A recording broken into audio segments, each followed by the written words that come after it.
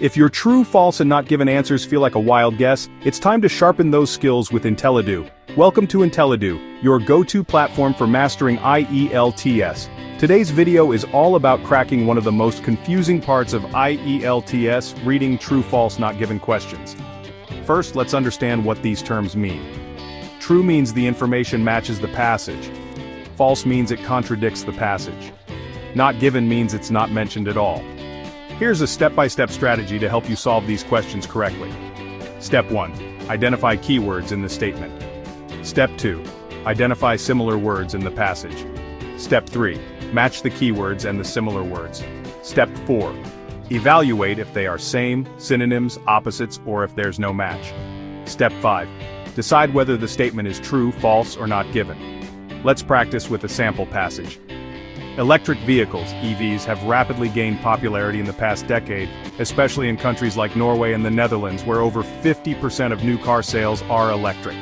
One major benefit of EVs is their environmental friendliness. They produce zero tailpipe emissions, reducing urban air pollution significantly. Governments have offered tax incentives and rebates to encourage consumers to shift from gasoline cars to EVs. However, critics argue that the electricity used to charge EVs is still largely generated from fossil fuels, particularly in developing countries, which limits the environmental benefits. Despite these concerns, manufacturers continue to innovate, aiming to make EVs more efficient and accessible. Now let's discuss question based on this passage. Here's the question. More than half of the cars sold in all European countries are electric. Now let me tell you how to find the answer. Scan for keywords like more than half, sold, and European countries. Paraphrased, clue in passage, especially in countries like Norway and the Netherlands where over 50% of new car sales are electric. Answer, false. Here is the trick. All European countries is an extreme word. The passage only mentions Norway and the Netherlands, not all.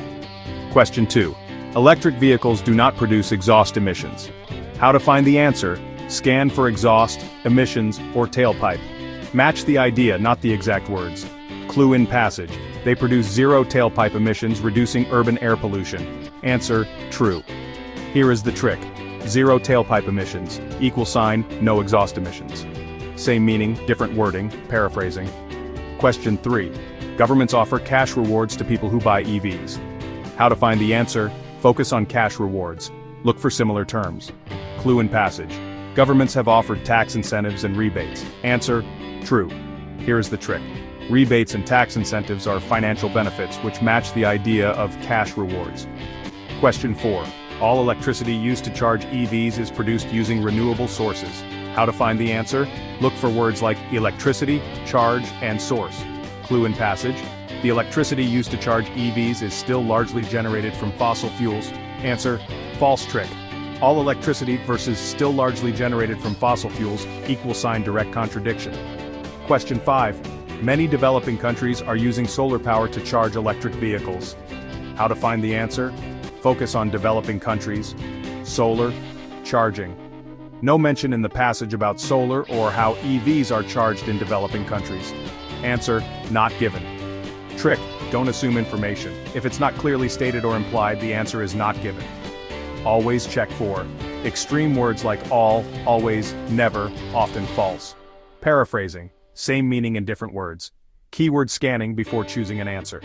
Subscribe to Intellidu for more IELTS strategies, mock tests, and live sessions. Let's get that band 9 together.